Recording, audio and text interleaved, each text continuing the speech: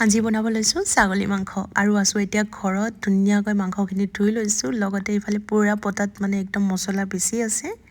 আৰু ইফালে জুইও পুৰা দপদপাই জ্বলি আছে মানে ছাগলী মাংস একদম খৰিত বনালেহে সোৱাদটো বেছি আহে সো ইফালে ধুনীয়াকৈ মাংসখিনি একদম সানি মেলি ল'লোঁ মছলা পাতি এতিয়া একদম কেৰাহী গৰম হৈ আছে আৰু দি দিলোঁ ইয়াতে তেল আৰু ধুনীয়াকৈ মেৰিনেট কৰা মাংসখিনি মই দি দিলোঁ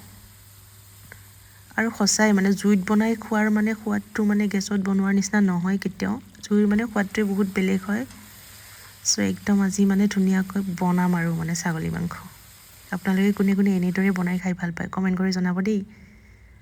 এফালে মাংস ৰেডি হৈ আছে আৰু গোন্ধটোতো ক'বই নালাগে মানে ইমান ধুনীয়া এটা গোন্ধ আহি আছে আৰু কালাৰটো চাওকচোন দেখিয়ে মানে একদম লোভ লাগি গৈছে আৰু মানে সো এইফালে মাংস ৰেডি হৈ আছে উতলি আছে এতিয়া মই ধুনীয়াকৈ পটাত পিচি একদম গৰম মছলাখিনি এনেদৰে লৈ ল'লোঁ গোটা গৰম মছলা পটাত পিচি দি দিছোঁ এইখিনি দিয়াৰ পিছততো আৰু গোন্ধটো ক'বই নালাগে মানে বহুত ধুনীয়া এটা গোন্ধ আহে